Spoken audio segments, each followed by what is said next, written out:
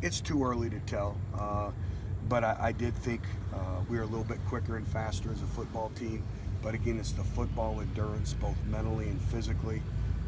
But I'll continue to see that as camp goes on. And for us, we have to continue to do a great job in the weight room.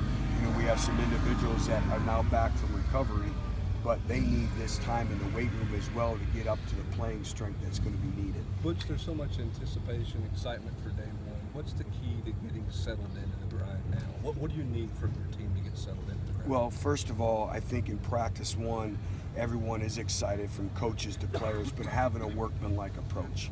And, a lot of times you can wear a team out in practice 1 and 2 in helmets just because you're so excited. But also I think practice in 1 and 2 are critical in the evolution of your football team because you are creating your habits. Right from the get-go, you're creating your style of play, how you take the field, your transitions, your communication, your leadership, in the fine details, the fundamentals. So I do think 1 and 2 are very important, and obviously you translate into shells, helmets, and shoulder pads, but you still can learn a lot, and we'll know more when the pads go on.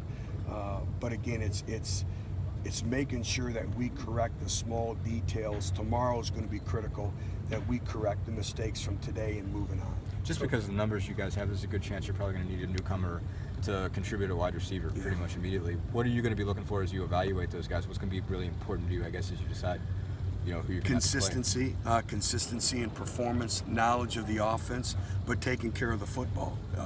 If you look at a lot of times with younger skilled players, some of the things that keep them out of playing early is ball security. So being able to take care of the football, understanding their assignments, making sure that we don't put a lot on them. There's sometimes, if you look at the maturation phase of players, and as coaches, we got to keep everything in perspective that a young individual may not be ready to play in games 1 or 2, but by game 4 and game 5, he's ready to go. You look at Antonio Brown, he barely played his first game as a college football player, and then all of a sudden he grew into that role. Well, it's the same thing, is we just have to continue to get them better, each and every day. What are you looking for at left tackle at this point? Same thing. Level of consistency, the ability obviously to protect the passer, but just a level of consistency. And the great thing is our tackles are going to be challenged with the speed that we have coming off the edge. And so to me, that's great. And we have to do a great job of manufacturing those one-on-one situations. And it's just not in the offensive and defensive lines, but if I'm a wide receiver, I want to go against Cam Sutton every single day to get better. So we have to do a great job of manufacturing those one-on-one matchups throughout the course of practice as well. Thanks, Coach. Thanks, guys.